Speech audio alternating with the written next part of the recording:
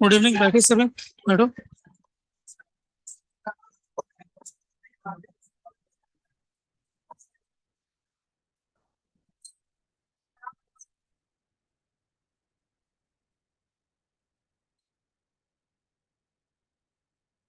Hello.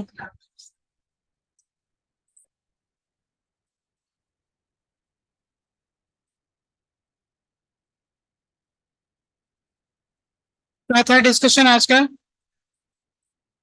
HCV के question. तो पहले एचसीवी निकाल ली जाए।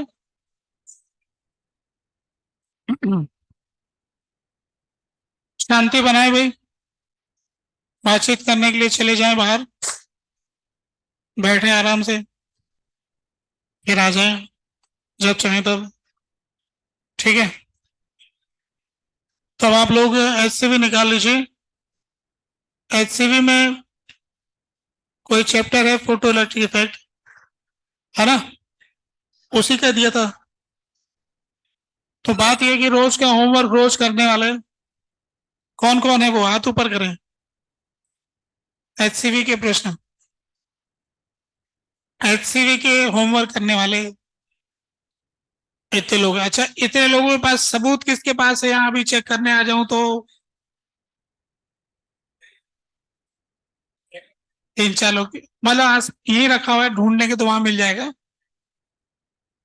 तो जो लोग पूछते हैं कि आईआईटी की तैयारी करने के लिए मैं क्या करूं, है ना, बहुत सारे पूछते रहते हैं।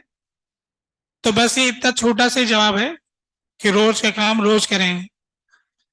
ये रोज का काम रोज हो ही नहीं पाता है, यही बड़ी दिक्कत है। अच्छा, इसका भी तरीका समझा रखा है, कैसे करें, छांट के करें, इजी पहले करें, कठिन छोड़ दें, सिस्टमेटिकली करें, अपने नोट्स बना कर। कुछ लोगों को कॉपियों का आता पता नहीं कहाँ किया क्या किया, खुद ही नहीं ढूंढ सकते मैंने कहाँ किया था। तो ये जो सिस्टमेटिक, क्योंकि लंबी पढ़ाई है, 2 साल की पढ़ाई है। जो बात आपने 11वीं क्लास में किसी ने वेक्टर चैप्टर में कुछ सीखा होगा, या किसी मान लो वर्क फॉर एनर्जी में कुछ चीज सीखी होगी, अगर वो सिस्टमेटिकली लिखी होगी, कोई बड़ी अच्छी बात होगी, तो वापस काम आ जाएगी। वरना वो जो एक क्लास आधा घंटा जो भी लगाया था उसमें सारा जीरो हो जाएगा। जैसे इलेक्ट्रोस्टैटिक से कोई इंपॉर्टेंट बात अपन ने सीखी होगी उस टाइम, अभी हाथों हाथ याद कहाँ आती?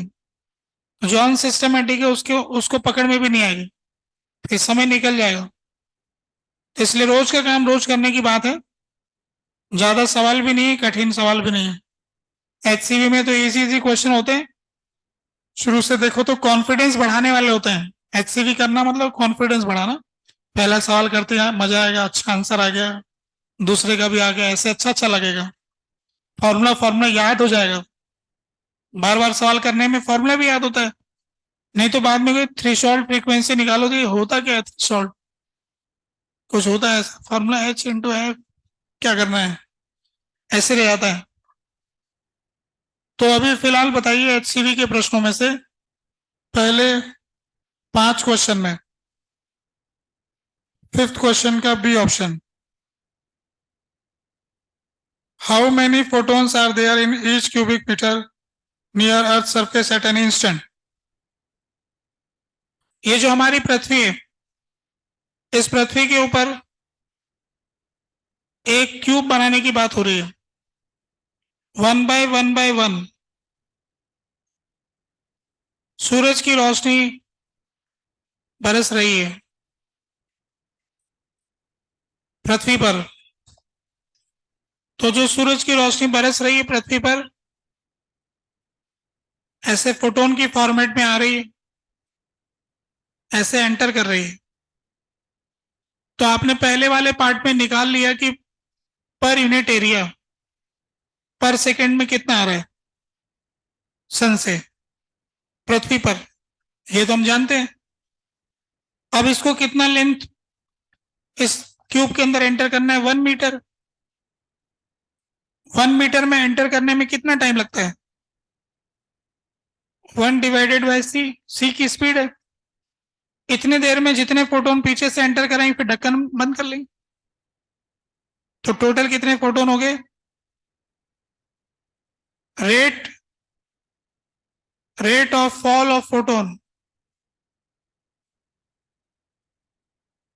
Per unit area into time interval 1/c, यानी जो तुमने पिछले सवाल में आंसर निकाला उसको सी से भाग दे देना, तो दूसरे पार्ट का आंसर आ जाएगा। ठीक है, तो क्यूब में कितने फोटोन भरे, यानी जब हम धूप में घूम रहे हैं तो 1/1 मीटर स्क्वायर के क्यूब के अंदर से देखेंगे तो यहां कितने फोटोन है, उसकी संख्या मिल गई।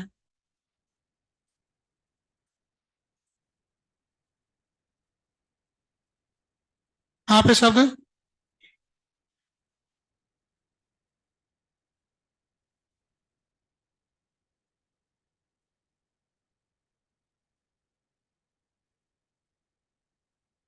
Calculate the number of photon following on the surface.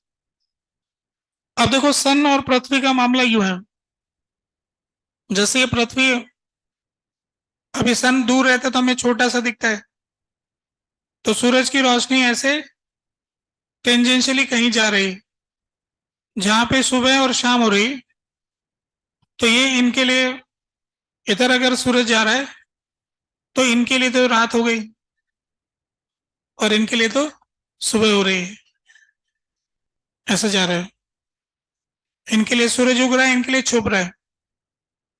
तो जो यहां रह रहा है कि दोपहर चल रही, इनके यहां दोपहर चल रही, तो इनके लिए फोटोन की संख्या, ठीक है।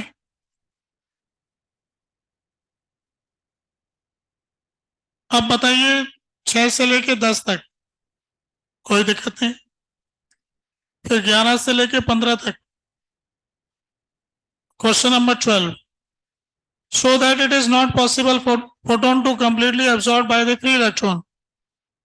ये अपन ने क्लास में डिस्कस किया था कि फ्री इलेक्ट्रॉन जो है पूरा फोटोन एब्जॉर्ब नहीं कर सकता, तो इसमें अपन ने ये देखा था कि ये एब्जॉर्ब कर लेता है अगर,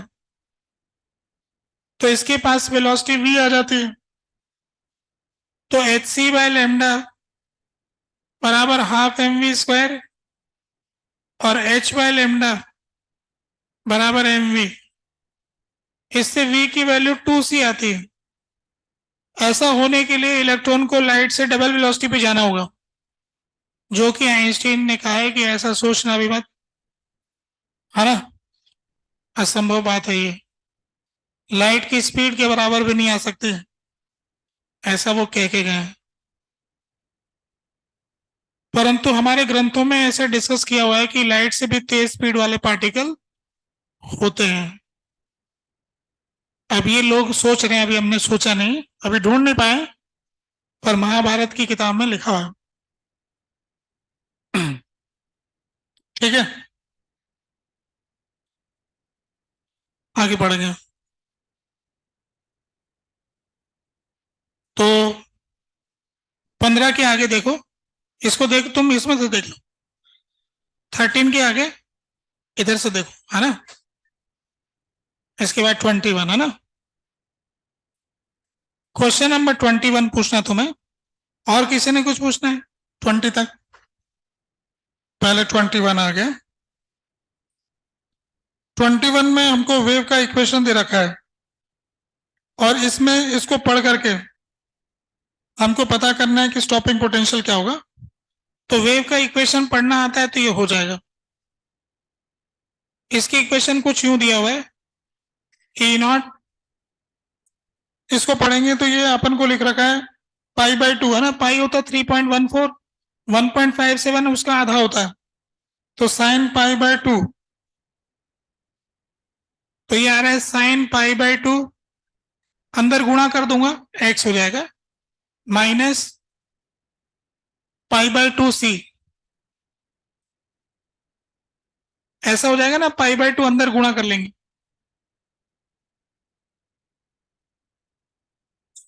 अभी क्या π/2 बाहर है, 10⁻7 भी है शायद,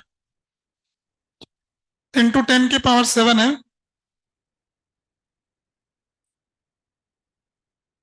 +7 है कि -7 है, +7, फिर इसके आगे आगे है माइनस π/2 इंटू 10⁻⁷ CT, ऐसा आ रहा है। तो अपन इसको इक्वेशन को कंपेयर करेंगे तो ये sin kx minus omega T, तो यहां से k इसके बराबर हो गया, तो k की वैल्यू आ गई π/2 इंटू 10⁻⁷, k होता है 2π/λ, तो ये आ गया π/2 इंटू 10⁻⁷, तो लेमडा की वैल्यू आ गई 4 इंटू 10⁻⁻⁷, यहां से लेमडा मिल जाएगा। फिर इसके आगे फोटोन की एनर्जी आ जाएगी, आगे आ जाएगा ना। 21 के आगे तुमने पूछा 27।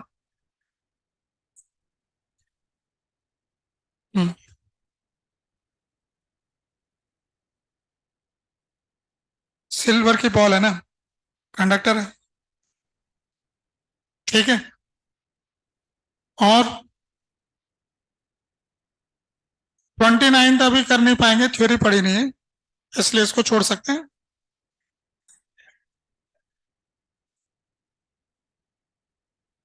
31 तुम्हारा नहीं आ रहा, ऐसा कहना चाह रहे हो? तो पहले 28 का आंसर नहीं आ रहा, ये कह रहे हो? तो पहले हम 28 देखेंगे, ठीक है। तो देखते हैं क्वेश्चन नंबर 28।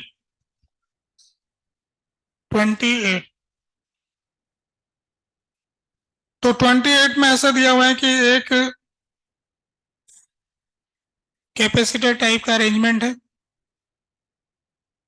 इधर हमें मीटर दे रखा है, इधर मैग्नेटिक फील्ड भी दिया हुआ है,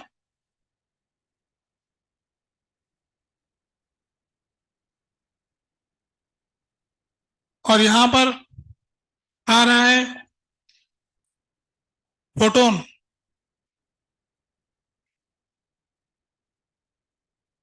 इस पर टकराने, ऐसा हमको क्वेश्चन में दिया।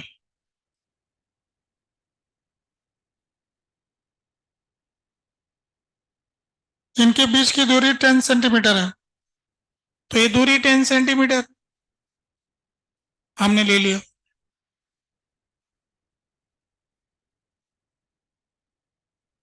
मैग्नेटिक फील्ड जो है वो इस तरह से दे रखा है, वर्क फंक्शन 3.2.39 और वेवलेंथ है 400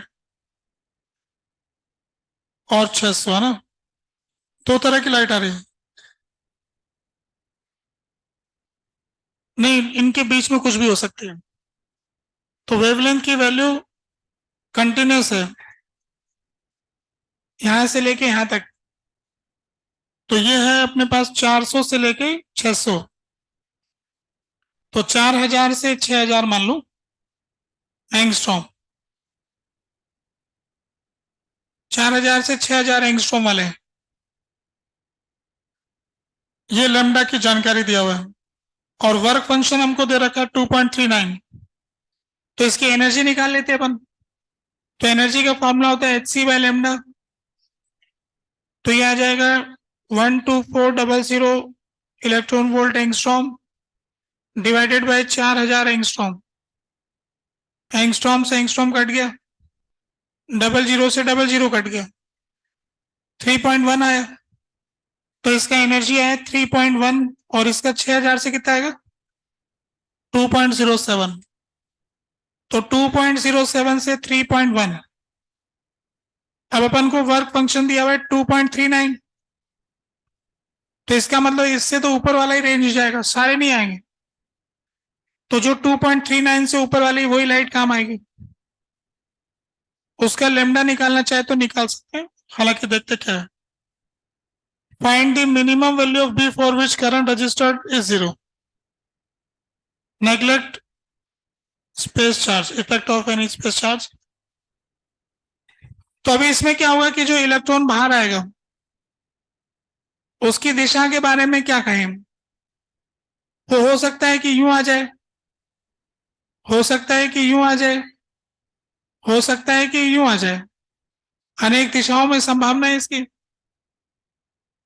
तो अगर ये वाला माने हम, तो मैग्नेटिक फील्ड है अंदर की तरफ, तो V क्रॉस B से इसने सर्कुलर मोशन करना है, तो R रेडियस का सर्कल अगर करेगा तो R का फॉर्मूला होता है mv अपॉन QB और under root of 2m upon QB। अब यहां से B जितना कम करेंगे, अच्छा B को इधर लेके आते हैं, under root of 2m upon QR, ठीक है। अगर मैं R की वैल्यू बढ़ाऊंगा तो B का वैल्यू कम होता जाएगा, है ना। R का वैल्यू बढ़ाऊंगा, जैसे मुझे करंट रजिस्टर नहीं करना, तो अभी तो मैं और बढ़ा सकता हूं, रजिस्टर नहीं करवाना ना, उतना रखूं R की करंट रजिस्टर ना हो। तो इस वाले के लिए मैं R की वैल्यू 10 सेंटीमीटर तक ले जा सकता हूं फॉर दिस वन। तो R की maximum value 10 centimetre for perpendicular photon electron, surface के परपेंडिकुलर जो इलेक्ट्रॉन होगा उसके लिए यह है। अब जो गया इस तरफ, इस तरफ, उसके लिए तो V क्रॉस भी नीचे आए तो गिर ही गया नीचे, ये तो काम का नहीं। फिर इधर वाला जो इधर गया, इस पे फोर्स लगा ऊपर, तो इसके लिए फोर्स ऊपर है, तो ये ऐसे घूमेगा। तो अगर इसका 2R, 2R तो 2R मैक्सिमम,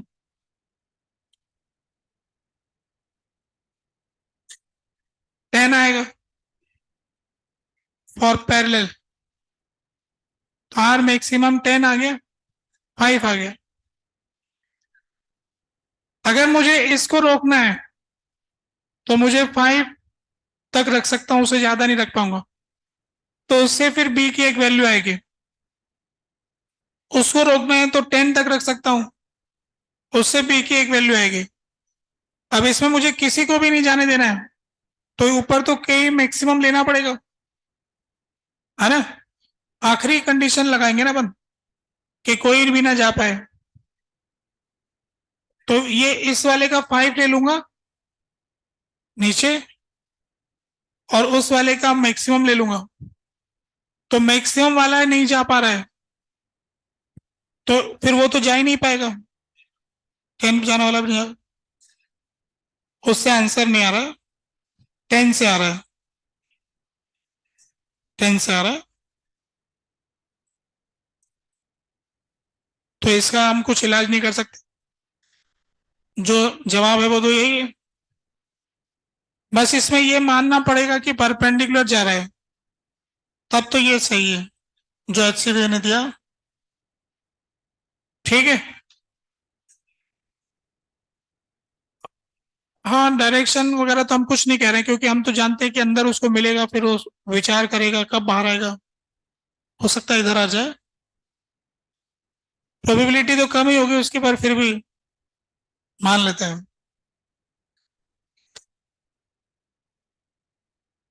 जैसे एक चार्ज के बगल वाला चार्ज, इलेक्ट्रॉन तो बहुत सारे आएंगे, तो पड़ोसी चार्ज ने, अपन ऐसा सच सोच रहे हैं इसका पड़ोसी भी तो धक्का मार देगा इसको। जब यहां से इलेक्ट्रॉन निकले तो एक ही थोड़ी निकला, 25 इलेक्ट्रॉन निकले, हम तो सिर्फ मैग्नेटिक फील्ड से घुमा रहे हैं, बगल वाले ने भी तो धक्का मार दिया होगा।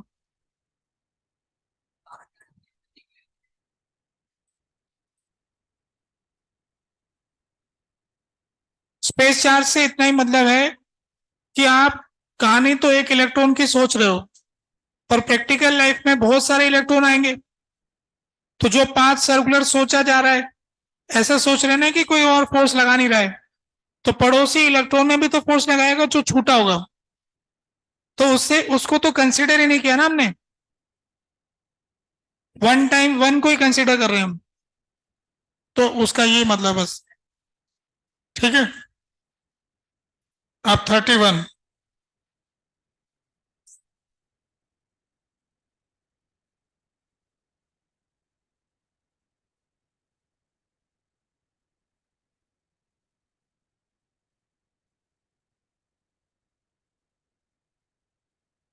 तो क्वेश्चन 31 देखते हैं।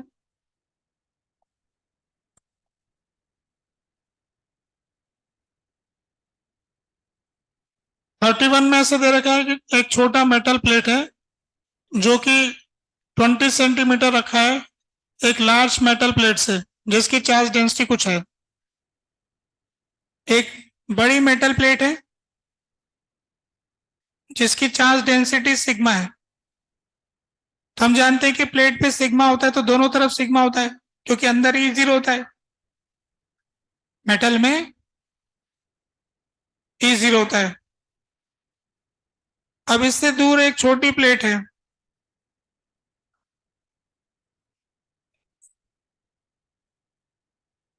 एक की वजह से सिग्मा बाई टू, दूसरे सिग्मा, तो टोटल सिग्मा बाय एप्सिलॉन।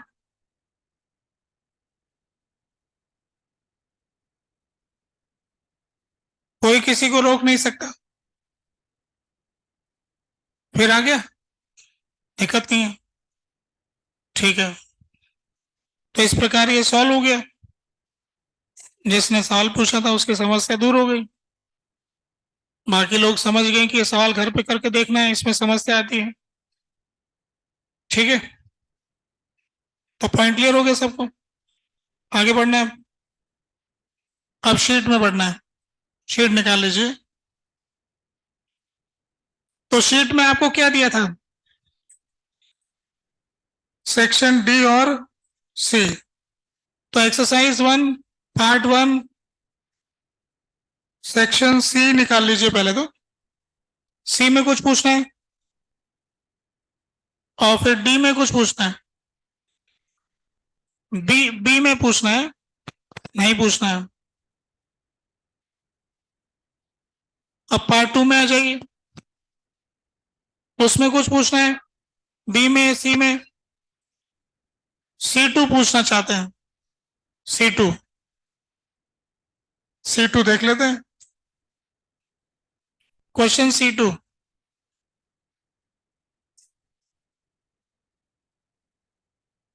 इसमें ले रखा है कि de Broglie wavelength of electron moving with speed of this is equal to that of the photon. एक इलेक्ट्रॉन है जिसकी वेलोसिटी c/2 है और एक फोटोन है, तो de Broglie wavelength of electron is equal to de Broglie wavelength of photon. Photon की de Broglie wavelength electron की डी ब्रोगली वेवलेंथ के बराबर है, तो कह रहे हैं बराबर, तो कर देते बराबर। H/mv, m इंटू c/2, ये हो गई इलेक्ट्रॉन की और ये फोटोन की, दोनों बराबर हो गई। ये इलेक्ट्रॉन की, ये फोटोन की, दोनों इक्वल है, ऐसा सवाल में बोला। फिर ये पूछा कि ratio of kinetic energy that of photon and that of electron. तो काइनेटिक एनर्जी ऑफ इलेक्ट्रॉन ये तो हो गया हाफ एम c/2 का स्क्वायर, और energy of photon hc/λ photon, इसका रेशियो चाहते हैं। ठीक है, तो kinetic energy upon energy, energy of photon, kinetic energy of electron, तो यह है half m into c/2 divided by hc upon lambda photon. अब ऐसा है कि c से ये वाला c काट देते। ठीक है, ऐसा हमको पता लग रहा है। लैम्डा p की वैल्यू उठा के यहां रख दूं, ये वाला फोटोन का लैम्डा, तो ये यहां पर आ जाएगा half m into c/2 h। Lambda p ऊपर चला गया तो यहां से उठा लेता हूं, h/mc/2,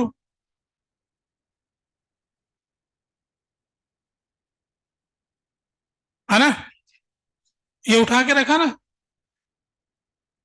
h से h कट गया, NC/2 से MC/2 कट गया, तो क्या हाफ आ गया? ये 2 छूट गया क्या कोई? 4 आएगा ना, ये वाला 2 था और एक ये वाला 2 था, ठीक है ना। 1/4 आ रहा है, ये वाला MC/2 काट दिया और H काट दिया, तो 1/4 आ रहा है।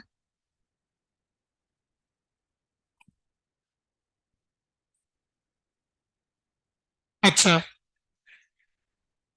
इसमें लिखा है कि apply non relativistic formula for electron.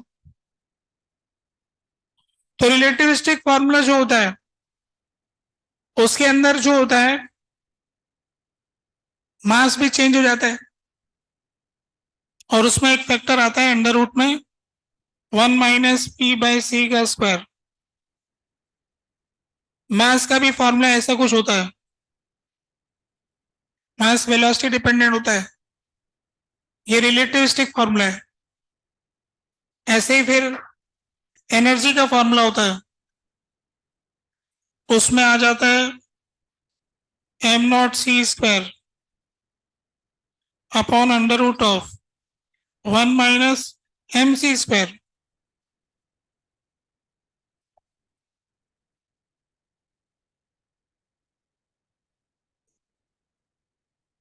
ऐसा कुछ आ जाता है। इस एनर्जी में से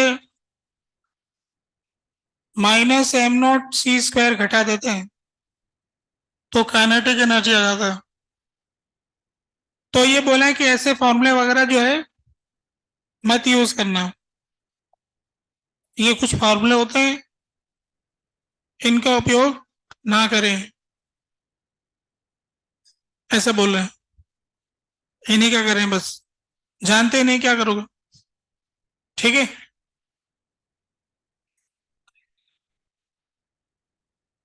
कौन सा?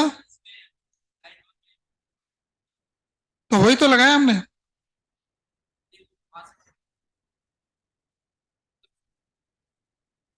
यूज नहीं करना है, ठीक है। तो बात क्लियर हो गई। और बताइए, पार्ट 2 हो गया कंप्लीट। पार्ट 3 में कोई दिक्कत नहीं है, अब किसी में कोई दिक्कत नहीं है, आगे बढ़ते हैं हम।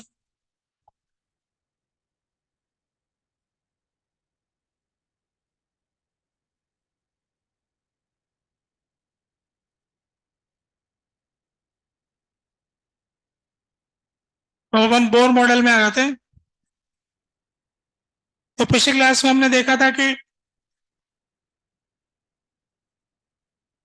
जे थॉमसन ने इलेक्ट्रॉन की खोज की, पुरस्कार दे दिया। आपने इलेक्ट्रॉन की खोज की, धन्यवाद। आपके मॉडल के बारे में कुछ नहीं कहेंगे, इतना थ्योरी काफी।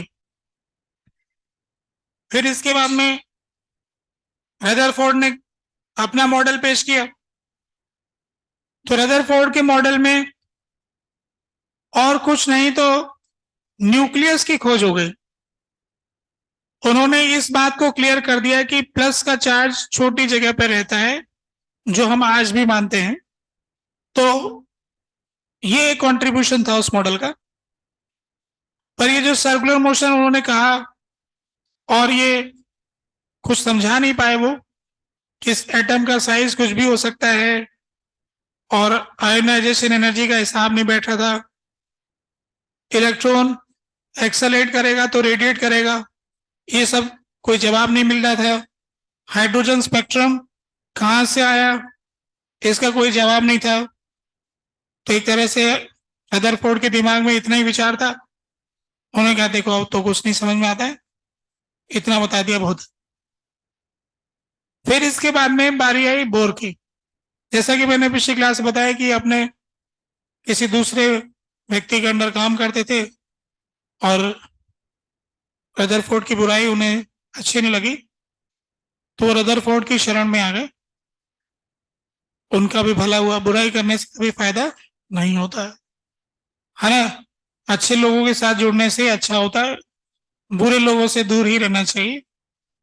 कोटा में आके ये भी शिक्षा मिल जाती है बच्चों को, नहीं मिली हो तो ये जीवन में काम आती है। सिर्फ पढ़ाई सीखने थोड़ी आए, इंडिपेंडेंट रहने, बहुत सारी बातें सीखने आए, तो ये भी सीख के जाएंगे।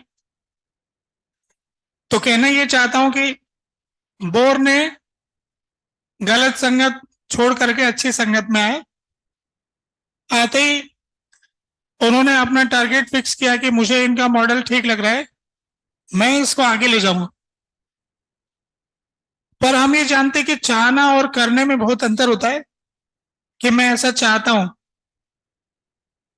तो वो व्यक्ति कुछ नहीं कर पाता है जिसका टारगेट बहुत सारे होते हैं। जो एक टारगेट नहीं पकड़ता है उसका कुछ नहीं हो पाता है, ये भी करना है, वो भी करना है, वो भी करना है, तो कुछ भी नहीं हो पाता है। तो बोर ने अपना टारगेट, डिस्कशन चल रहा था कि मैं इस मॉडल को यूज करूं, कैसे समझाऊं। तो उनके दोस्तों से बातचीत में उनको किसी ने ये बताया कि हाइड्रोजन स्पेक्ट्रम वाली बात भी समझ में नहीं आई थी उनकी, बोर इसके रदरफोर्ड के मॉडल से, इस पे तुम सोचो। तो फिर बोर ने ये सोचा कि मैं सारे एटम का ठेका नहीं लेता हूं, मुझे तो एक इलेक्ट्रॉन भी कैसे रहता है यही समझ में आ गया तो बहुत है। तो जब हम एक स्पेसिफिक टारगेट करते हैं कि अब मैं ये करता हूं, तो उसके होने की संभावनाएं हो जाती है। सब लोग तो क्या है, सभी मॉडल सभी एटम को समझाना चाहते थे। उन्होंने सोचा कि मुझे तो एक ही समझ में आ जाए ना, पहले हाइड्रोजन एटम, अगर मैं इसको समझ जाऊंगा फिर बाद में दूसरे समझेंगे, बाद में देखेंगे। तो ऐसे करके इन्होंने अपना टारगेट छोटा किया। जैसे टारगेट छोटा करते तो मेहनत कंसंट्रेटेड हो जाती है, फिर उसमें दिशा मिलती कि करना क्या है। तो फिर उन्होंने जानकारी जुटाना शुरू किया। तो फिर उनको ये समस्या समझ में आ गई थी कि इनका रदरफोर्ड के मॉडल में कुछ स्पेक्ट्रम की लाइनें वो मैच नहीं खाती। तो फिर उसके लिए उन्होंने स्टडी किया। स्टडी करने पे उनको ये पता लगा कि स्पेक्ट्रल लाइंस होती क्या है, कैसे पता चला। तो उनको पता लगा कि लगभग 1885 के आसपास पहली बार ये हाइड्रोजन के स्पेक्ट्रम के बारे में पता लगा, जिसमें एक स्कूल के अध्यापक बाल्मर मैथमेटिक्स पढ़ाते थे, उन्होंने ये अपना एक, नहीं बाल्मर तो थे, हाँ मैथमेटिक्स के थे, उनके फिजिक्स के टीचर ने, उनको क्या पहेलियों का शौक था, टीचर आपस में मिलते रहते, मैथ्स में ज्यादा इंटरेस्ट रहता था, हर समय कोई ना कोई पहेली हल करते। मैथ्स वाले लोग क्या होते हैं कि हर समय बिजी रह सकते अगर मैथ्स जिसकी हॉबी है, क्योंकि मैथ्स में बहुत सारी समस्याएं हैं और दिन भर सॉल्व करते रहेंगे तो भी हल नहीं होगी। जैसे मैंने बताया ना, मैथ्स पढ़ना मतलब शहर की गली गली जानना है, हर मकान का पता करना है, उसी की मैथ्स बढ़िया है। तो जो हर तरफ से हर तरह के सवाल जानेगा वही मैथ्स अच्छा कर सकता है। तो उसमें क्या था कि वो ऐसे पहेलियों में खोए रहते थे। तो उन्होंने अपने मित्र से कहा कि कोई मुझे पहेली वगैरह दो जरा कुछ। तो उन्होंने कहा कि आपको एक इंटरेस्टिंग पहेली देता हूं कि हाइड्रोजन का जो एक स्पेक्ट्रम हमें प्राप्त हुआ है, इसमें ये 4 वेवलेंथ मिली। तो उस समय जब स्पेक्ट्रम मिला था पहली बार, तो स्क्रीन के ऊपर 4 कलरफुल वेवलेंथ आई थी जो विजिबल लाइट की थी। तो 4 लाइनों की वेवलेंथ उन्होंने उनको लिख के दी कि अगर इनमें कोई आपको रिलेशन मिलता है कि यही 4 क्यों है, ये कोई आपस में रिलेशन रखती है क्या, ऐसा उनको लिख करके दिया। तो उन्होंने कहा अच्छा ऐसा है क्या कुछ, कि मुझे जानकारी नहीं। उन्होंने, क्योंकि वो मैथमेटिक्स से संबंध रखते थे, उन्होंने कहा नहीं, फिजिक्स के प्रैक्टिकल में हमें पता लगा है, अभी लेटेस्ट रिसर्च है जिसके अंदर ऐसी वेवलेंथ हमें मिली है, आप इनको रिलेट कर सकते तो कर दीजिए। तो फिर उन्होंने कहा कि ठीक है जरूर, मैं सोचता हूँ इस पहेली पर। तो उन्होंने 2-3 दिन का वक्त लगाया, फिर देख देख के फिर उन्होंने कहा कि मैं इसको ना एक फार्मूला बना के लाए इंटीजर फॉर्मेट में, कि इसमें आप एन की वैल्यू 2, 3, 4 ऐसे कुछ रखना, तो ये चारों वेवलेंथ मिल जाएगी। चारों वेवलेंथ को निकालने के लिए सिर्फ इंटीजर में वैल्यू पुट करनी है और ये आपके आंसर मैच खा जाएंगे। तो उनके फिजिक्स के अध्यापक, जो साथी अध्यापक थे, आश्चर्यचकित हो गए कि वाकई में ये तो आपने बहुत बड़ी बात बता दी, ये तो बहुत बड़ी बात है, अपन इसको पब्लिश कराते हैं। तो वेस्टर्न जो सोसाइटी है, कम्युनिकेशन के सिस्टम में जो टीचिंग का सिस्टम है और जो आगे के प्रोफेसर, ये अच्छे से कनेक्टेड है, मैगजीन के थ्रू या ऐसे आपस में रिपोर्टिंग सिस्टम है अच्छे से, इसको पता लगता है तो इससे हायर अथॉरिटी के पास जाएगा। उन्होंने अच्छे से बना रखा है क्योंकि उन्होंने दुनिया पे राज करना है, तो उनमें से जो भी खोज होगी उसको यूज करके फिर उसको इम्प्लीमेंट करेंगे। तो इसलिए उन्होंने जो भी नॉलेज है उसको इकट्ठा करने का एक प्रॉपर सिस्टम बना रखा है। किसी को कुछ भी मिलेगा हमें खबर करो, इनाम देंगे, नौकरी देंगे, कुछ भी देंगे, आगे बढ़ेंगे, है ना। ऐसे करके इंफॉर्मेशन आगे कैरी ओवर होती है। जैसे इंफॉर्मेशन आगे कैरी ओवर हुआ, लोगों ने अच्छा ऐसा होता है क्या, फिर लोगों ने स्पेक्ट्रम के अंदर और दूसरी वेवलेंथ ढूंढ ली थी जो इनविजिबल थी। फिर सब लोगों ने सोचा इनमें भी होगा फिर तो सभी में ऐसा फॉर्मूला आ रहा था। तो फिर यही बात पता चल गई बोर को, कि बोर को ये पता लग गया कि ये जो स्पेक्ट्रल लाइंस होती है इनके अंदर एक इंटीजर के फॉर्मेट में वेवलेंथ का फॉर्मूला आता है। तो फिर बोर ने सोचा कि अगर वेवलेंथ जो है इंटीजर की फॉर्मेट में आती तो क्या होना चाहिए, क्या होना चाहिए, क्या होना चाहिए, ऐसा क्यों होना चाहिए, फिर हाइड्रोजन का अकेला इलेक्ट्रॉन है, इसमें क्या हो सकता है। तो बोर जब ये सोच रहे थे उससे कुछ वर्ष पूर्व 1905 में आइंस्टीन ने इस बात को फेमस किया था कि फोटोन की एनर्जी को, लाइट की एनर्जी को hc/लैम्डा से लिख सकते हैं। तो उन्हें फिर समझ में आया कि लैम्डा का संबंध जो है एनर्जी के साथ है, तो यानी एनर्जी भी इंटीजर की फॉर्मेट में हो जाएगी, एनर्जी की वैल्यू भी किसी न किसी इंटीजर से निकलेगी, क्योंकि लैम्डा जब इंटीजर से आ रहा है। तो फिर उनको यह समझ में आया कि एनर्जी जो होती है, रदरफोर्ड का मॉडल था जिसमें रदरफोर्ड ने बताया था कि ऐसी सर्कुलर ऑर्बिट्स होती है। तो उन्होंने ये देखा कि इलेक्ट्रॉन के पास कौन सी एनर्जी होगी। तो उन्होंने देखा कि इलेक्ट्रॉन के पास काइनेटिक एनर्जी होगी, पोटेंशियल एनर्जी होगी। अलग अलग ऑर्बिट में क्या होगी, जैसे ग्रेविटेशन चैप्टर में अपन ने निकाल रखी, वैसे ही अलग अलग ऑर्बिट में टोटल एनर्जी आ जाएगी। तो उनको ये समझ में आया कि टोटल एनर्जी अगर इंटीजर के मल्टीपल वाली होगी तो स्पेसिफिक एनर्जी होगी।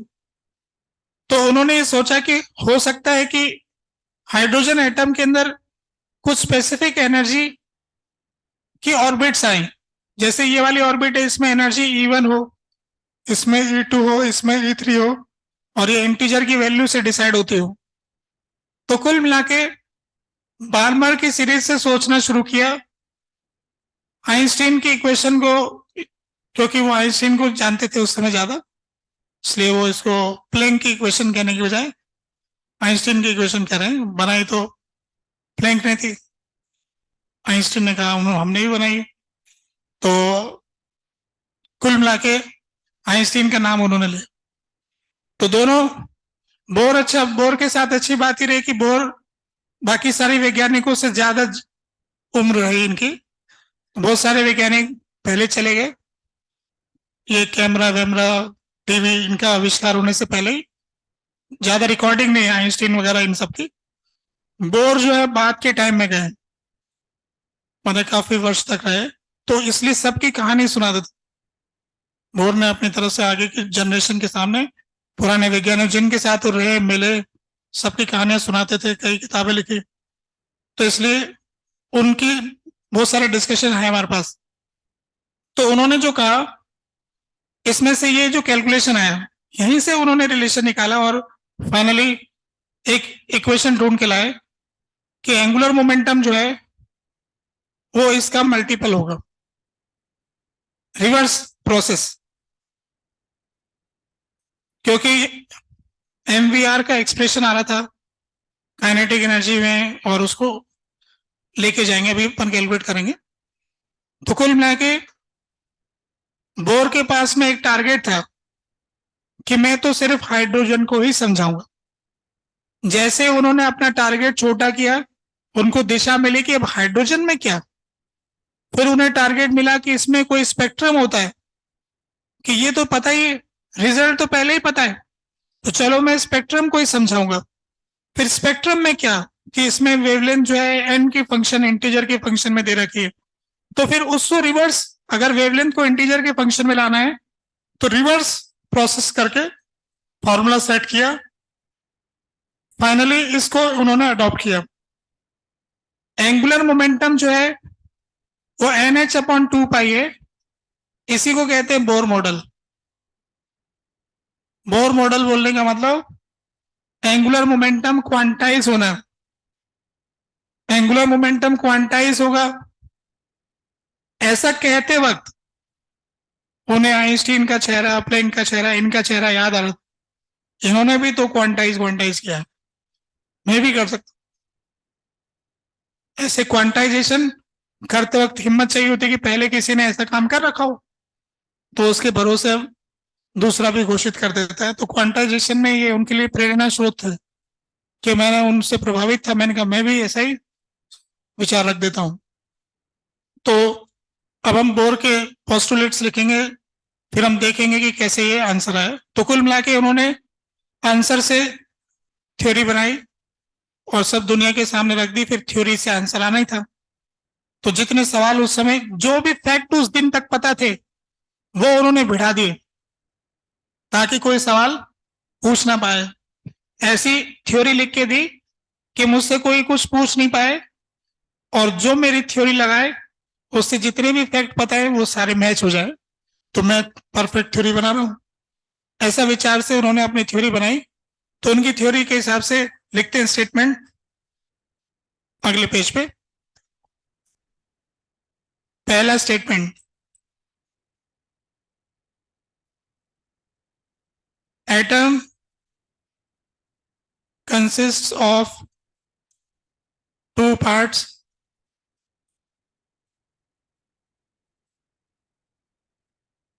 One is positively charged,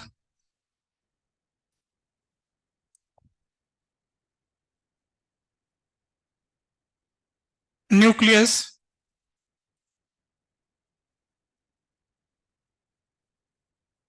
very small in size, remain at center, and other is moving electron which circulates around nucleus.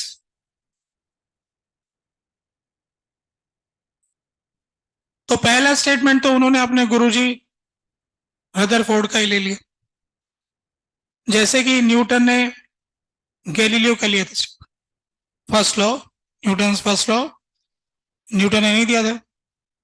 तो वहां पर न्यूटन का ये कहना था कि मैं मोशन को समझाना चाहता हूं, उसको गैलीलियो ने कुछ तो समझा रखा है, मैं अपनी किताब में उनको पहले नियम के तौर पे शामिल करना चाहता हूं। ऐसे फिर इन्होंने कहा कि मैं हाइड्रोजन का स्पेक्ट्रम समझाना चाहता हूं, इसके लिए मेरे गुरुजी रदरफोर्ड का पहला स्टेटमेंट तो मैं यूज कर रहा हूं कि ये वही है जो कह रहे हो सही है। तो पहले स्टेटमेंट से लोगों को दिक्कत थी पहले, उस दिक्कत को आने से रोकने के लिए जैसे लोग सवाल पूछे उससे पहले उन्होंने दूसरा स्टेटमेंट दी। इसको कहते हैं बोर्स पोस्टुलेट्स। एक नया शब्द इस्तेमाल किया गया, बोर्स पोस्टुलेट्स। इसको हिंदी में कहते हैं बोर की अवधारणा। मतलब यह है कि हम नहीं मानते, वो बोर मान रहे, लोग नहीं मानना चाहते कि इनकी अवधारणा है, ये ऐसा सोचते हैं। तो उस समय के लोगों ने आंसर तो बढ़ा दिया पर भरोसा नहीं करना चाहते। ठीक है, आप ऐसा सोचते हैं, चलो आपकी बात मानते हैं कि आप ऐसे सोचते हैं, सब सब ऐसा सोचे में दिक्कत आ रही। दूसरा स्टेटमेंट इन्होंने क्या कहा, there exist specific orbits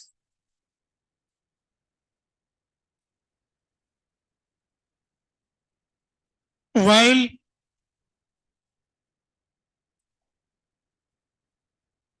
circulating in these orbits,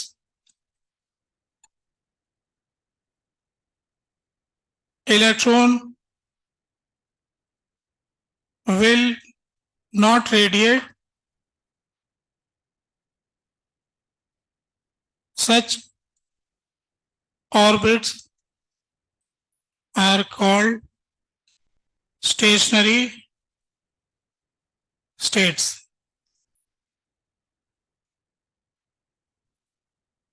तो सर्कुलर मोशन से रदरफोर्ड को के मॉडल को जो इस चीज की परेशानी हो रही थी कि इलेक्ट्रॉन रेडिएट करेगा, और बोर को ये पता था कि जैसे मैं इस बात को मानूंगा लोग मेरे से सवाल करेंगे, तो कोई सवाल ही ना पूछे। तो उन्होंने कहा कि मेरी थ्योरी का ये अजम्पशन है, अजम्पशन तो आपको मानना पड़ेगा, है ना, you have to assume this, तभी मैं समझाऊंगा। तो उन्होंने किसी का प्रश्न पूछने से मना कर दिया एक तरह से। कोई भी पूछेगा तो कहा गया कि मेरे सेकंड स्टेटमेंट लिखा ना, there will be some states जिसके अंदर ऑर्बिट करते हुए रेडिएट नहीं करेगा। तो कुछ लोग जिद्दी होते हैं, ऐसे कैसे हो सकता है, हमारी थ्योरी गलत थोड़ी होगी, एक्सेलेरेट करता है तो रेडिएट करेगा, ऐसे उस ऑर्बिट में क्या एक्सेलेरेट नहीं करेगा क्या? तो उन्होंने कहा कि इस पे मैं कुछ बात नहीं कहना चाहता हूँ, ये मेरा असम्पशन है, अगर आप रिजल्ट्स मैच कराना चाहते हो तो इसको मानो, ये सवाल नहीं पूछोगे। अच्छा ठीक, कोई बात नहीं, ये नहीं पूछेंगे, दूसरा पूछ लेंगे फिर। तो इससे उन्होंने रेडिएशन वालों को तो चुप करा दिया। फिर इन्होंने स्टेटमेंट इसमें यह भी दिया, इलेक्ट्रॉन विल एब्सॉर्ब और radiate photons only when it jumps from one stationary state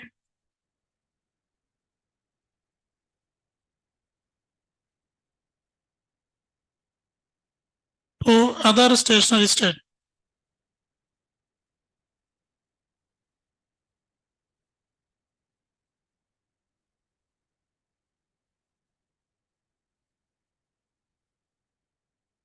तो दूसरे सेंटेंस में, पहले में तो उन्होंने ये कहा कि जो रदरफोर्ड ने कहा कि न्यूक्लियस होता है, इलेक्ट्रॉन सर्कुलर मोशन करता है, पहले में तो ये हो गया।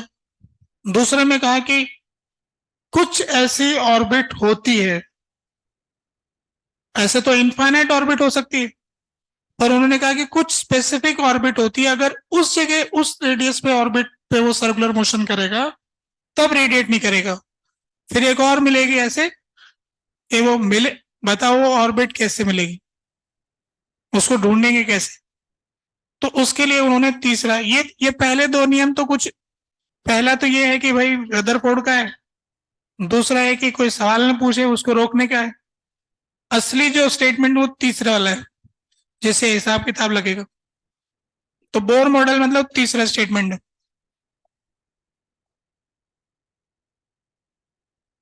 एंगुलर मोमेंटम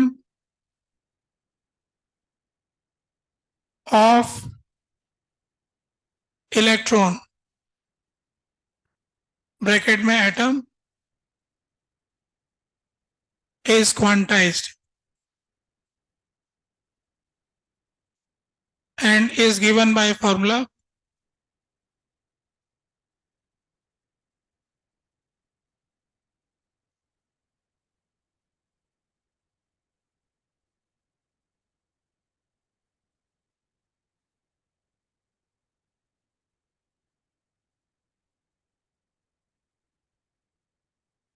ऐसा कहने को ही बोर मॉडल कहते हैं। तीसरा स्टेटमेंट ही एक तरह से, क्योंकि बाकी सब तो वही पुराना है।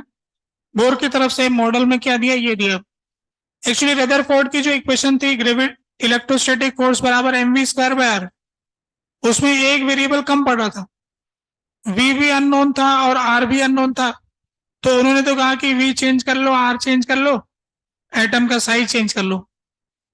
इन्होंने कहा नहीं, मैं एक इक्वेशन और देता हूं, इससे v भी फिक्स आएगा, r भी फिक्स आएगा, इससे फिक्स होने वाला मामला हो गया कि एटम का साइज फिक्स हो गया, यही होगा। तो इस तरह से इन्होंने कहा कि एंगुलर मोमेंटम की वैल्यू या तो h/2 पाई होगी, या तो 2h/2 होगी, या तो 3h/2 होगी, 4h/2 होगी। इसके अतिरिक्त और कोई एंगुलर मोमेंटम की वैल्यू हो नहीं पाएगी अगर उस इलेक्ट्रॉन को रेडिएट नहीं करना है तो उन्होंने कहा कि रेडिएट नहीं करने वाली ऑर्बिट्स कुछ ऐसी होंगी जिनमें कि एंगुलर मोमेंटम की वैल्यू ये होंगी। तो ये एक नई बात थी सब लोगों के लिए कि ये कहां से ढूंढ के लाए हैं, है ना। तो अभी हम देखेंगे, फिर लास्ट में समझेंगे कि उनको कैसे पता लगा कि ऐसा होगा। तो अभी ये थ्योरी हो गई पूरी, जानकारी हमने बता दी।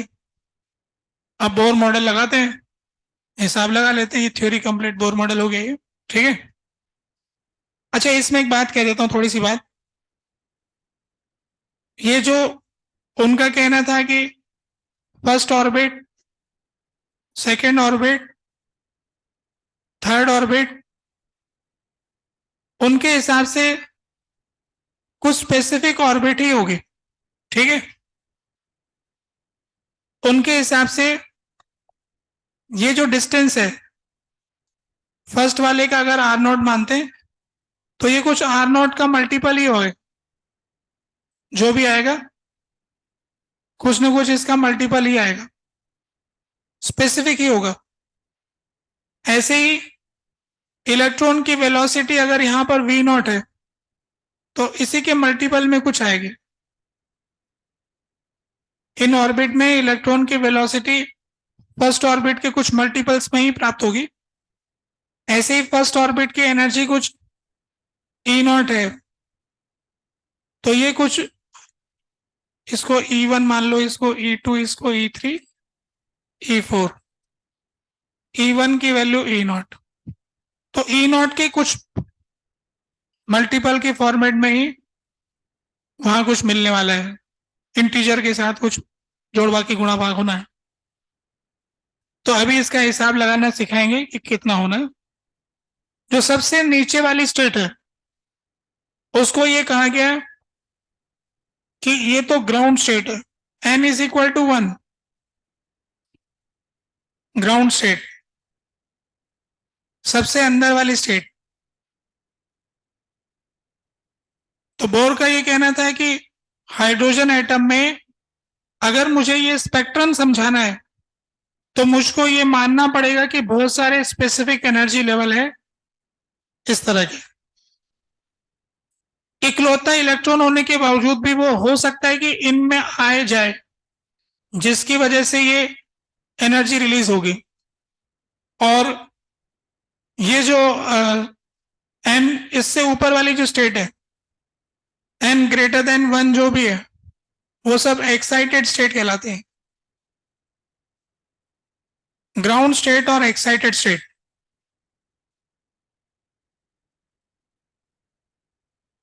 इलेक्ट्रॉन विल रिमेन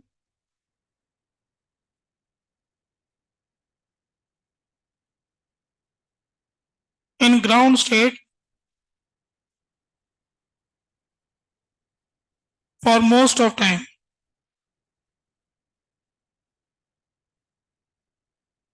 ज्यादातर समय इलेक्ट्रॉन घर पर ही मिलता है, ग्राउंड स्टेट, है ना। कभी कभी घूमने चला जाता है ना। एक्साइटेड स्टेट में रुकने का उसका आदत नहीं है, तो कभी किसी एक्साइटेड स्टेट में यहां पहुंच गया इलेक्ट्रॉन तो यहां पर वो ठहरता नहीं है। कहते हैं कि बहुत कम देर के लिए ठहरता है, 10⁻⁻8 सेकेंड। आगे चल के आइंस्टीन ने जब थ्योरी बना रहे थे इसी पर ही, तो उन्होंने ऐसा कहा था कि अगर हम ऐसा कर दें कि इन इलेक्ट्रॉन को ऊपर एक्साइटेड स्टेट पे रोक के रख लें और फिर इनको एक साथ एमिट करवाएं, जंप करवाएं। अगर एटम्स को एक्साइटेड स्टेट पे काफी देर तक रख लें और फिर उससे एक साथ जंप करवाएं तो हमें एक स्पेसिफिक फोटोन प्राप्त होगा, अच्छे से एक अच्छी लाइट मिल जाएगी। तो ये आइंस्टीन ने अपने उस जमाने में जब उनका नाम चलता था तब उन्होंने बहुत सारी चीजों में दिमाग लगाया था। ज्ञानी हो गए, नाम फेमस हो गया, तो लोग पूछने आते हैं इस पे सोचो उस पे सोचो, तो दिन भर ही सोचते फिरते रहते थे। चलो इस पे बताता हूँ, इस पे बताता हूँ। तो इस पे उन्होंने बताया था कि ऐसा मिले, उस जमाने में हो नहीं पाए, पर उन्होंने ऐसा कहा था कि अगर हम इनको रोक दें और फिर ये वापस जंप करें तो इससे अपन को लेजर लाइट मिल जाएगी। तो लेजर जो बाद में खोजा गया, प्रैक्टिकली किया गया, ये आइंस्टीन पहले कॉपी पेज पे कर चुके थे, पर उनके जमाने में ऐसा कुछ रोक नहीं पा रहे थे। कैसे रोकेंगे, कैसे एग्जीक्यूट करेंगे, टेक्नोलॉजी नहीं थी, विचार था सिर्फ। आइंस्टीन तो कहते थे कि इमेजिनेशन इज मोर इम्पोर्टेंट, तो वो इमेजिन करते थे, ऐसी ऐसी बातें इमेजिन करके जो भविष्य में हुई, पहले ही कॉपी पे इमेजिन करके चले गए कि ऐसा होगा तो ऐसा कर लेंगे। फिर लोगों ने कहा कि चलो हम करते हैं, आपने बोला तो हम करेंगे। तो बाद में फिर ये 60s 70s के बीच में लेजर बीम बनाई गई, उससे पहले बन नहीं पाई, आइंस्टीन नहीं देख पाए। और ये आज के डेट में हम कहते हैं कि यहाँ पर ये बहुत कम देर के लिए ठहरता है। Electron will stay in excited state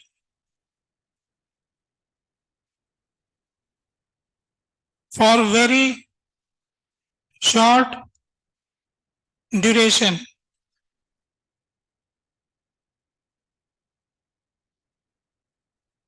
Quickly it will jump back to ground state.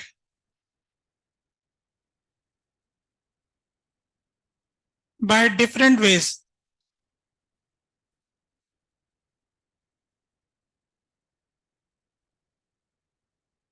Electron ground state पर घर में रहना पसंद करता है, 2-4 दिन के लिए बाहर घूमने चला जाता है, फिर साल भर घर में रहता। तो ऐसे करके जो आदमी के लिए 2-4 दिन घूमने के होते हैं, इलेक्ट्रॉन के लिए वो टाइम 10⁻⁷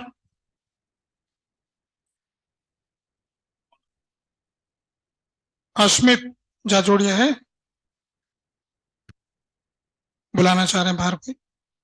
ठीक है, हो गई बात, ओके, बैठो, जानना चाह रहे थे।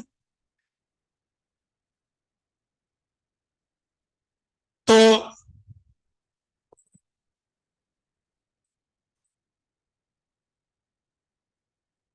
यहां पर ये हमने स्टेटमेंट ये लिया है कि इलेक्ट्रॉन एक्साइटेड स्टेट में पल भर के लिए ठहरता है। हमारे हिसाब से तो कुछ ठहरता ही नहीं है। ठहरने का टाइम बताया गया 10⁻⁸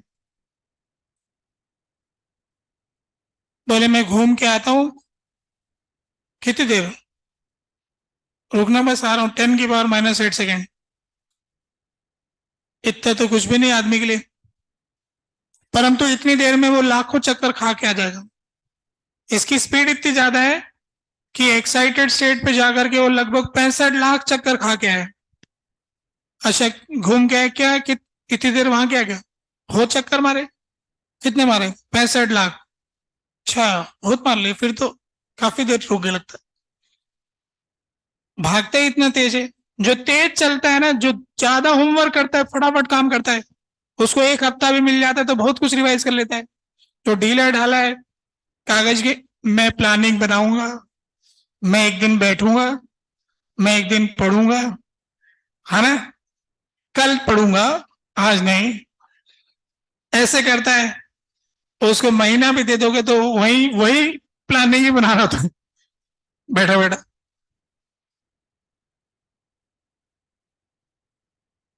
अच्छा देखो, इलेक्ट्रॉन जो है ग्राउंड स्टेट पे मोस्ट ऑफ द टाइम रहता है, एक्साइटेड स्टेट में वेरी शॉर्ट ड्यूरेशन के लिए रहता है, जल्दी ग्राउंड स्टेट पे आ जाता है।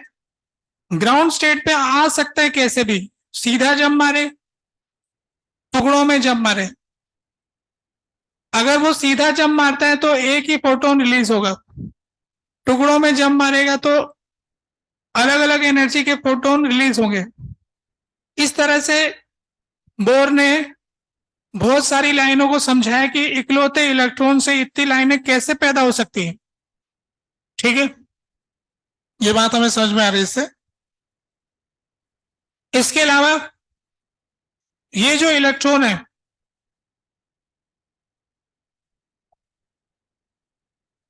इलेक्ट्रॉन will absorb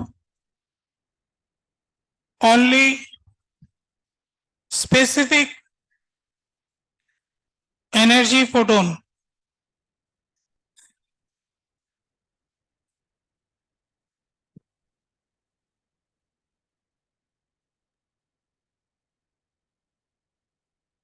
अब ये जो इलेक्ट्रॉन है स्पेसिफिक एनर्जी के फोटोन रिलीज करता है, ये तो हमें समझ में आ रहा है क्योंकि एनर्जी स्पेसिफिक है। जब एब्जॉर्ब करने की बारी आएगी तो एब्जॉर्ब करने में भी स्पेसिफिक है। जैसे मान लीजिए कि एक एनर्जी लेवल से दूसरे एनर्जी लेवल तक जाने की वैल्यू 10.2 इलेक्ट्रॉन वोल्ट है। ठीक है, अगर आपने उसको एनर्जी दिया कि चलो ठीक है 11 इलेक्ट्रॉन वोल्ट देते हैं, आप मना कर देगा ये, नहीं 10.2 ही चाहिए। मतलब ये स्पेसिफिक टाइप की बात करता है। अगर इसको चॉइस नहीं देंगे ना तो ये भी लेगा ही नहीं। ये कहेगा कि अच्छा ठीक है 10 से लेकर के 10 इलेक्ट्रॉन वोल्ट से लेके 11 इलेक्ट्रॉन वोल्ट के सारे फोटोन रखे हैं छोटे बड़े, तो ये कहेगा 10.2 वाला दे दो बस, बाकी ले जाओ, ये नहीं लूंगा। यानी कि इसको एनर्जी चाहिए तो स्पेसिफिक चाहिए, एनर्जी रिलीज करता है तो स्पेसिफिक रिलीज करता है। ये थोड़ा सा जिद्दी टाइप का है ना, वही खिलौना चाहिए और कुछ नहीं चाहिए, ऐसा यही एनर्जी चाहिए। उससे महंगा भी लाएंगे ना, नहीं लूंगा, सस्ता लाएंगे ये भी नहीं लूंगा, यही चाहिए। तो 10.2 चाहिए तो 10.2 चाहिए, ऐसे करके। अच्छा, एक खिलौने की जिद नहीं करता है, वो स्पेसिफिक लिस्ट बनाता है, ये है मेरी पसंद की लिस्ट, इनमें से कुछ है तो दो वरना रहने दो, ऐसे करके। थोड़ा जिद्दी टाइप का है, तो जंप करते वक्त भी जिद रखता है, रिलीज करते वक्त तो है ही खैर स्पेसिफिक आता है। एनर्जी तभी रिलीज होगी जब ये नीचे की तरफ जंप करेगा, तो हाई एनर्जी स्टेट से लो एनर्जी स्टेट पे आते वक्त एनर्जी रिलीज होगी, लो एनर्जी से हाई एनर्जी पे जाते वक्त एनर्जी एब्जॉर्ब होगी, और एब्जॉर्ब जब भी होगी स्पेसिफिक होगी। ठीक है, तो अपन इसमें इलेक्ट्रॉन को ऊपर भेजते कैसे हैं? तो भेजने का तरीका है कि हम फोटोन लेके आते हैं दुकान से खरीद के और लिस्ट बनाते हैं, हजारों लाखों तरह के फोटोन भेज देते हैं, ये लो सारे लिस्ट में। तो छांट लेता है, ये वाला मेरा है, ये वाला मेरा, जो उसको पसंद आता है वो तो वो पसंद कर लेता है, बाकी सारों को छोड़ देता है। अगर उसकी लिस्ट में जो लिखा है उनमें से एक भी फोटोन नहीं भेजा है, फिर क्या जाने दो लाइट, नहीं लेना कुछ भी। तो ये एक्साइटेड स्टेट में जाता ही नहीं है, भले सारे फोटोनों पर उनकी पसंद वाला एक भी नहीं भेजा है। तो जब अपन लाइट भेजेंगे तब तो ऐसा होगा। तो एक तो तरीका ये है कि इलेक्ट्रॉन को लाइट पकड़ाओ, एक्साइटेड स्टेट पे ले जाओ। दूसरा तरीका, कौन लाइट ढूंढ के लाएगा, इतने तरह के फोटोन छोड़ो, इन हाइड्रोजन एटम का आपस में एक्सीडेंट करवाते, कोलिजन कराएंगे तो एनर्जी रिलीज होगी, तो ये इलेक्ट्रॉन खुद ही इसमें से छांट लेगा। तो फिर इसमें क्या होता है कि जब कोलिजन होता है, तो अपन ने कोलिजन चैप्टर में पढ़ा था कि इन इलास्टिक कोलिजन होता है, इलास्टिक कोलिजन एक रेंज आती है, एनर्जी मोमेंटम कंजर्वेशन से निर्धारित होती है, कितनी एनर्जी लॉस हो सकती है उसकी लिमिट आती है। तो एक तरह से कोलिजन की जो घटना होती है ना, उसमें जो भी एनर्जी रिलीज होती है उसमें हमारे पास हर तरह के फोटोन रिलीज होते हैं, ऐसा समझ लो आप। फिर उस लिस्ट में से वो उठा लेता है, उसके काम का बन जाता है। तो कोलिजन की घटना से सारी तरह के फोटोन मिल जाते हैं एक रेंज तक, तो उनमें से वो स्पेसिफिक फोटोन एब्जॉर्ब करके वो वाला यूज कर लेता है, बाकी एनर्जी ऐसे चली जाती है। ठीक है, तो इनडायरेक्टली काइनेटिक फॉर्मेट में एटम के फॉर्मेट में कुछ एनर्जी ले जाती है, कुछ एक्साइटेड स्टेट में चले जाते हैं। अभी डिस्कस करेंगे वो आगे।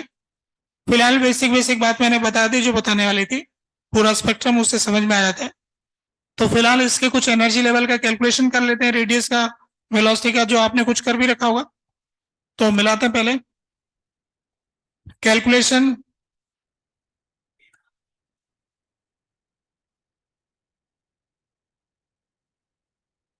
रेडियस, पहले रेडियस का कैलकुलेशन कर लेते हैं। बोर मॉडल जो है, बोर मॉडल की खूबी ये रही कि हाइड्रोजन पे अच्छे से लग गया, पर हीलियम पे जब लगाने की बारी आई तो मॉडल फेल हो गया, क्योंकि उसमें 2 इलेक्ट्रॉन थे। फिर बोले कि कैसी थ्योरी है, एक पे लगाए, एक ही क्वेश्चन का आंसर ढूंढ के लाए। फिर उन्होंने कहा कि देखो मैंने तो आके इकलौते इलेक्ट्रॉन को समझाया था, 2-2 आने से थोड़ा कैलकुलेशन टफ हो रहा है, नहीं आएगा हमसे। तो उन्होंने कहा कि चलो हीलियम में से एक इलेक्ट्रॉन निकाल देते हैं, हीलियम प्लस बनेगा, क्या उसमें लग जाती है?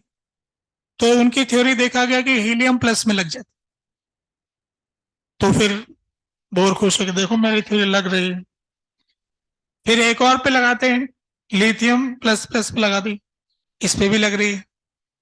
फिर ये समझ में आया कि इकलौते इलेक्ट्रॉन की तो इसकी माने जो टोटल थ्योरी है मैच खा रही है, तो इसलिए फिर हमने भी जेड ई लगा दिया है ई की बजाय। ठीक है, ताकि बाकी भी कवर हो जाएंगे।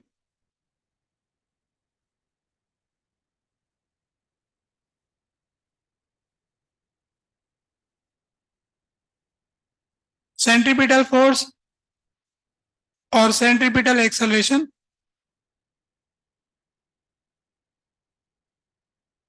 तो सबसे पहले सेंट्रीपिटल फोर्स आ गया Z E into E upon R square is equal to M V square by R. और एक आ गया M V R N H upon 2 pi is equal to M V R. Bohr ने कहा कि angular momentum जो है वो एन एच अपॉन 2 पाई होगा। एक इक्वेशन ये हो गई, और एक ये न्यूटन्स लॉ की इक्वेशन हो गई। इस इक्वेशन से v उठा के इसमें रख देंगे, r इसमें से काट देंगे, तो हमारे पास आ गया के जेड ई square upon R. M v की जगह उठा के यहां से रख देंगे N H upon 2 pi r m का स्क्वायर।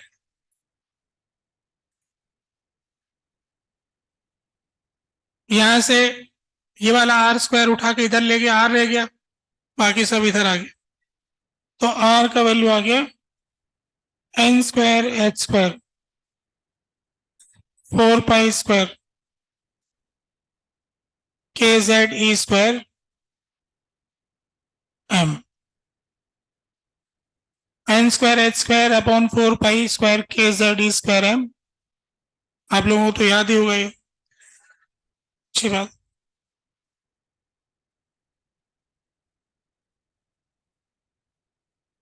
.529 एंगस्ट्रॉम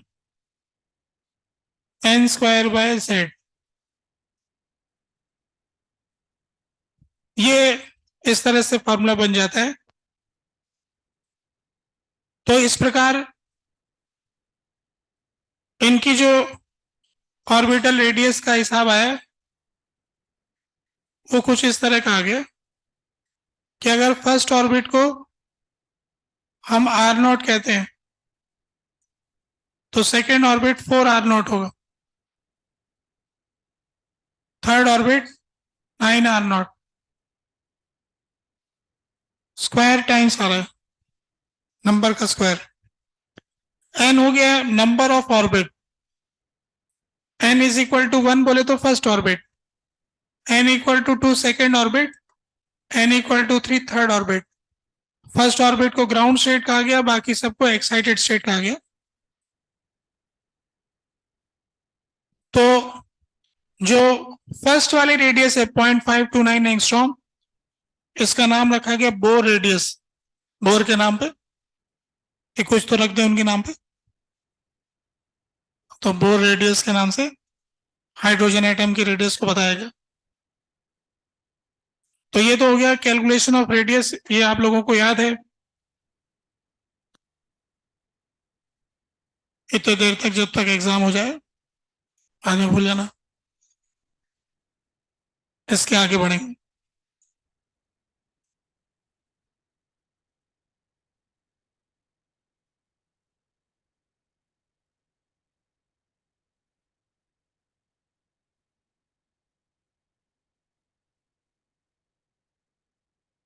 अच्छा, आगे चल के बोर और आइंस्टीन में काफी डिबेट भी हुई। एक लंबे टाइम तक इन्होंने, जैसे ये क्वांटम मैकेनिक्स का जब विकास हुआ ना, तो क्वांटम मैकेनिक्स से आइंस्टीन खुश नहीं थे, क्योंकि क्वांटम मैकेनिक्स प्रोबेबिलिटी की बात करता है।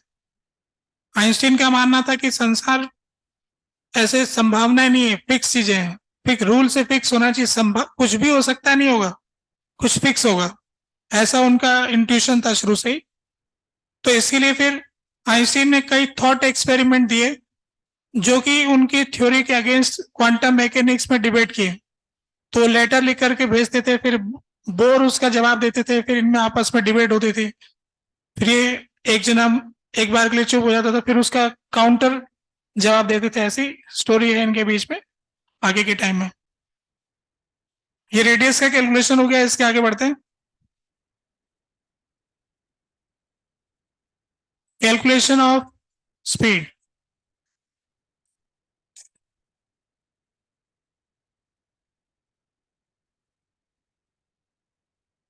अब आपने एम वी आर बराबर एन एच अपॉन 2 पाई, तो v is equal to N H upon 2 pi RM, 2 pi MR। अब R की जगह पर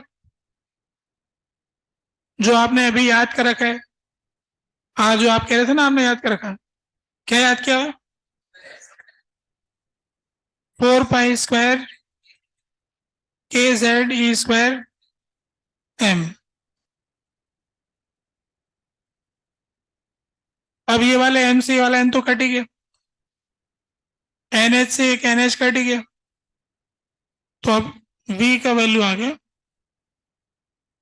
2 पाई KZ E square upon NH।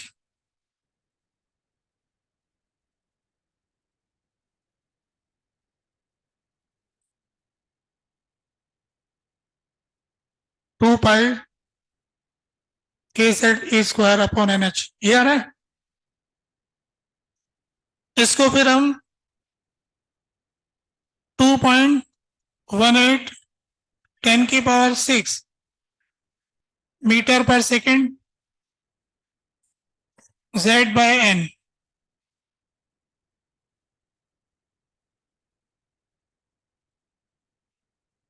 C/137 Z/N।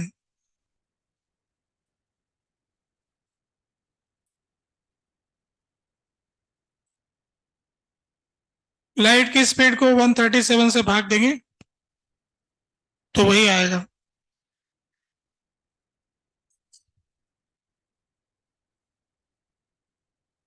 तो कैलकुलेशन ऑफ स्पीड आ गया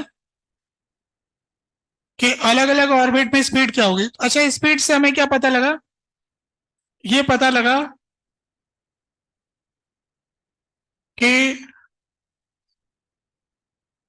फर्स्ट ऑर्बिट है R0, इसमें स्पीड है V0, तो सेकेंड ऑर्बिट है 4R0, स्पीड है 2V0। कि कितना V0?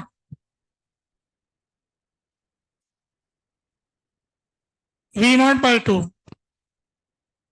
V0/2 है ना, सेकेंड में V0/2 हो गया। थर्ड वाले में जाएंगे तो ऑर्बिट है 9r0 और वेलोसिटी है V0/3। तो फर्स्ट ऑर्बिट में जो वेलोसिटी है उसकी आधी सेकेंड में होगी, उसकी 1/3 थर्ड में होगी, यही वेलोसिटी होगी। मतलब स्पीड का पता लग गया, या तो V0 होगी, या तो V0/2 होगी, या तो V0/3 होगी, V0/4 होगी। ऐसे ऑर्बिट में जाते जाएंगे, स्पीड घटती जाएगी। ठीक है, ऐसा हमको स्पीड के बारे में पता लगा। एनर्जी का कैलकुलेशन करते हैं, ये आपने नोट कर ही लिया। Calculation of energy.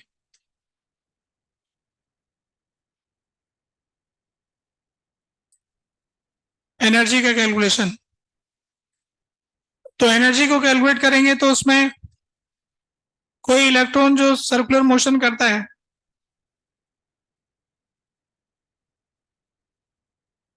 उसके पास पोटेंशियल एनर्जी है KZE into -E upon R plus constant.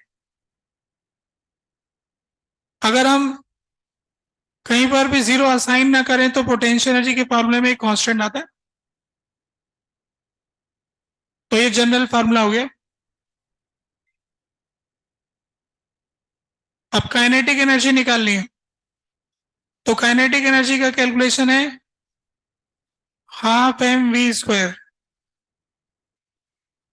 और हम ये जानते हैं कि KZE² upon R² is equal to mv²/r। R से R कट गया, तो काइनेटिक एनर्जी का फॉर्मूला जो 12mv² है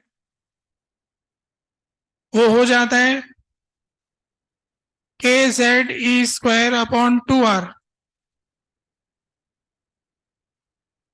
तो काइनेटिक एनर्जी जो है यहां पे लिख देता हूं KZE² अपॉन 2r। अब इनको जोड़ देते हैं तो इसका टोटल एनर्जी आ जाएगा। तो ये जोड़ेंगे तो -KZE² upon 2r plus constant.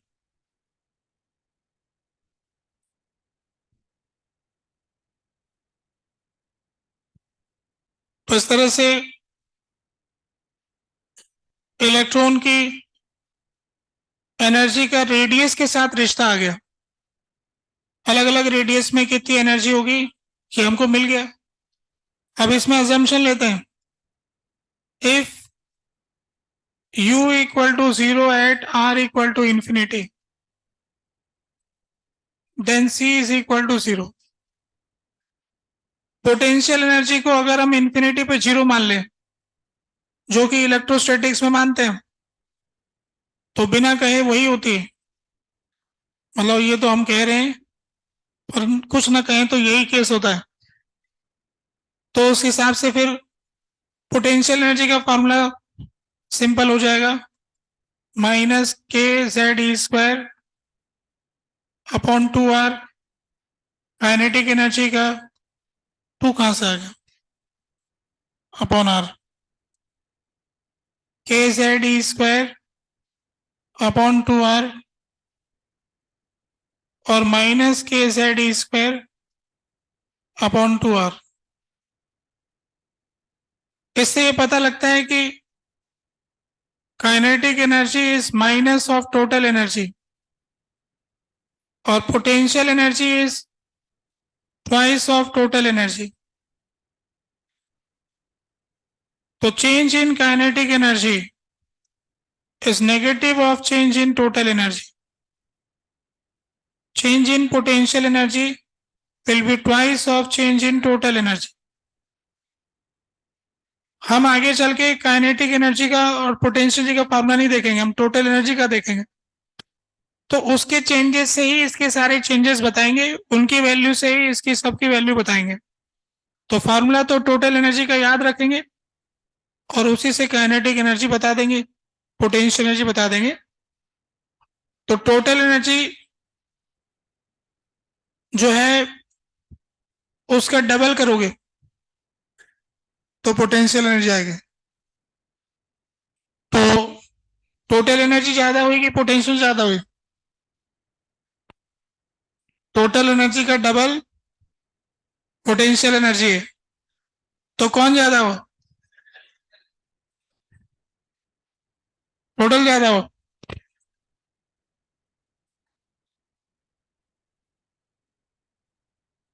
जैसे अगर एक बच्चे के नंबर आए -10 और एक बच्चे के नंबर आए -5, तो कौन ज्यादा है? तो जिसके -10 आए वो अपने पिताजी से कहते हैं, कह रहा है पापा मेरे तो इससे डबल नंबर आए। अच्छा, डबल मार्क्स है। शाबाश। तो एक के -5 है तो दूसरे के -10 हो गए, तो डबल में भी घाटा हो जाता है ना? ऐसे ही परिवार में जब होता है कि संपत्ति बढ़ती ना, पुत्रों को लगता है कि हाँ अब तो संपत्ति मिलने वाली। अब पिताजी ने बहुत सारा कर्जा कर रखा था, एक दिन खटिया में बोला, बैठो बच्चों, अब मैं जाने वाला हूँ, मैं अपने जायदाद अब तुमको बांट के जा रहा हूँ, तुम लोग बांट लेना, मेरे पे 50 लाख का कर्जा है, तो तुम 25 चुका लेना, तुम 25 चुका लेना। ठीक है, यही बंटवारा है ना? आधा आधा बांट देता हूँ। एक कहता बच्चा, नहीं पापा मुझे डबल देना। बांटने से पहले अगर डिस्कशन हो रहा है, ठीक है तुम डबल देना चाह रहे हो, 50 का 3 टुकड़ा करना पड़ेगा। तो कितना कितना बांटेंगे 50 के? 50 का 1/3 करेंगे ना, साढ़े माने 16.66, कि तुम तो 16.66 चुका देना और तुम 33.33 चुका देना। तुम डबल चाह रहे थे संपत्ति से, मुझे डबल मिलनी चाहिए पापा, ठीक है तुम्हारे को डबल देता है। तो ऐसे बंटवारा हो जाता है। ऐसा बंटवारा देखा है आपने कभी? मैंने अपने गांव में देखा।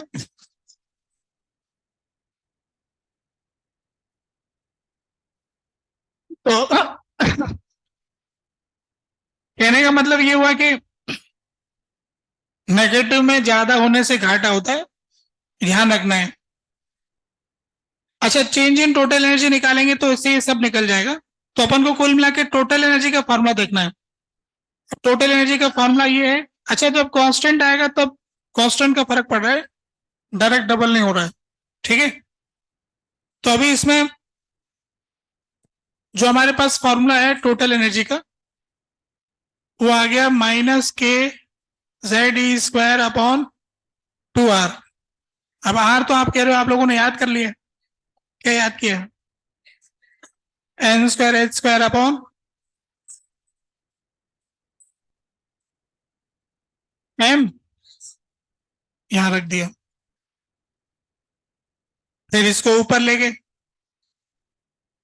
तो टोटल एनर्जी क्या हो गया?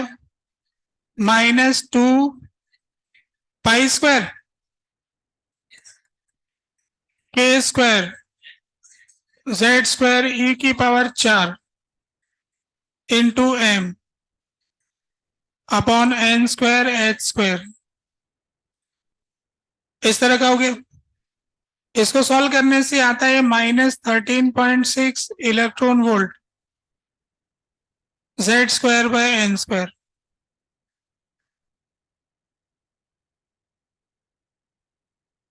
इससे हमें पता लगता है कि बोर मॉडल में जो एनर्जी लेवल होते हैं वो कुछ ऐसे होते हैं।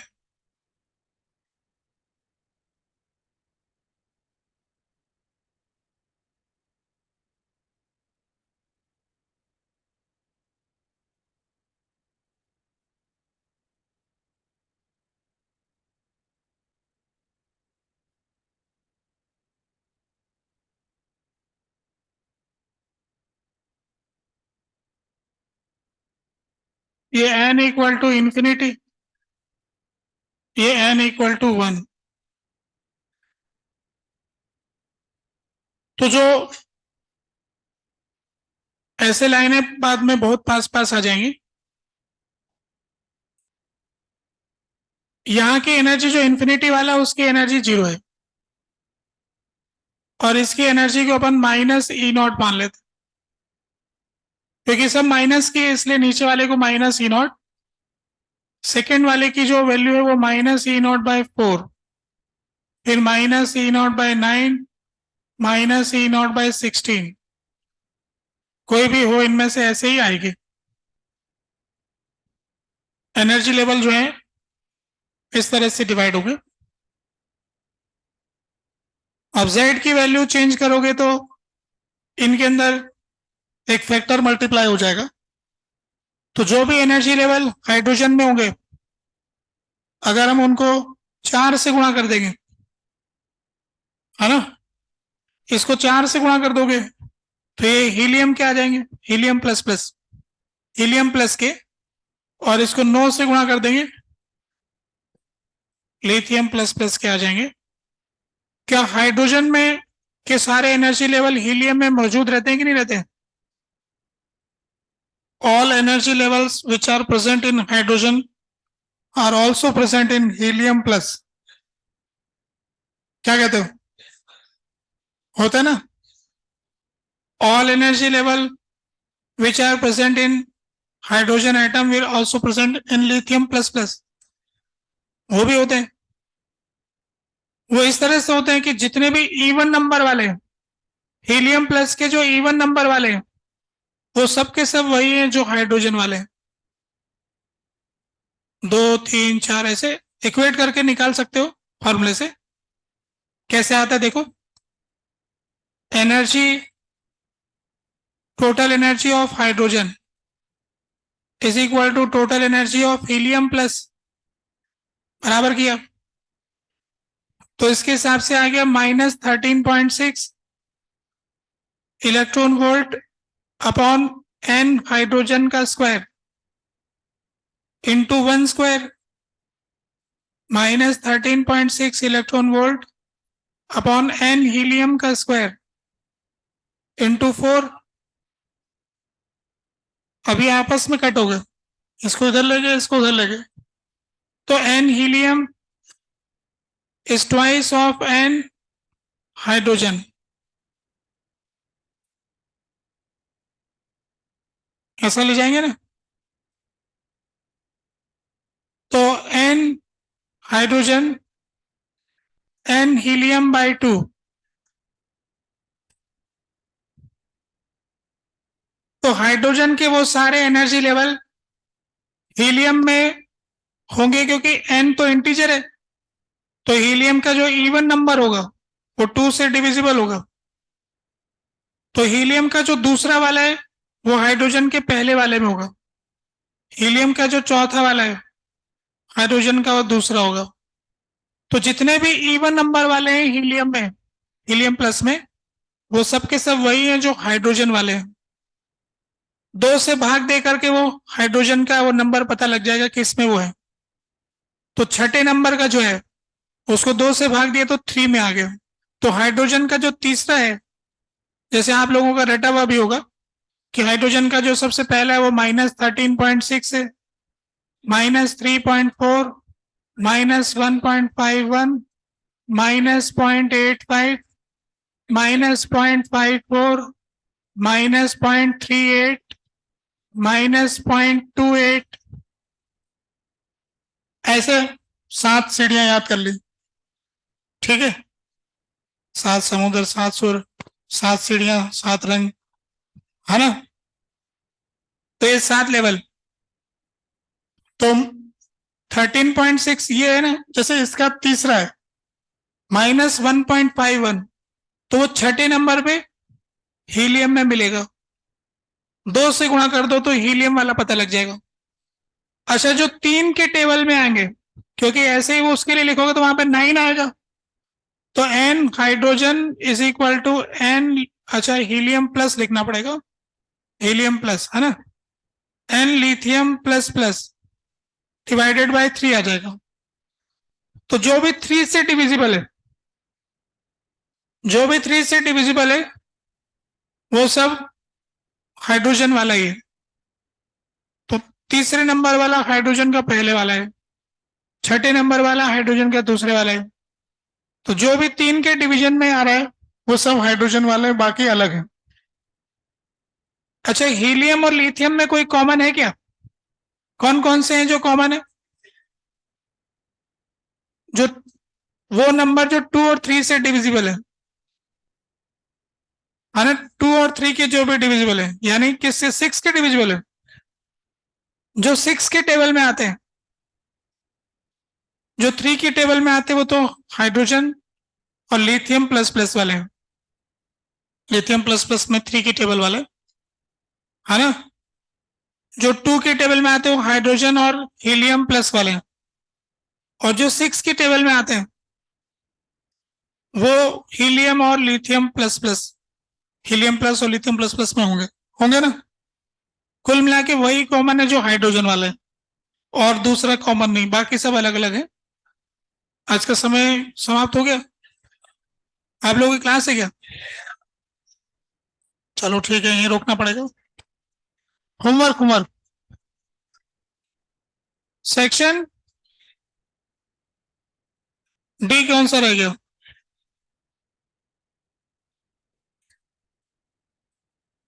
बोर मॉडल पढ़ोगे? एक टीपीपी करो आप, ठीक है। और अपनी तरफ से करो होमवर्क, जो कर सकते हो। मैं डिस्कस नहीं करूंगा, पढ़ाऊंगा। आप लोगों को फिर होमवर्क ज्यादा लग जाए इससे पहले कर लेना।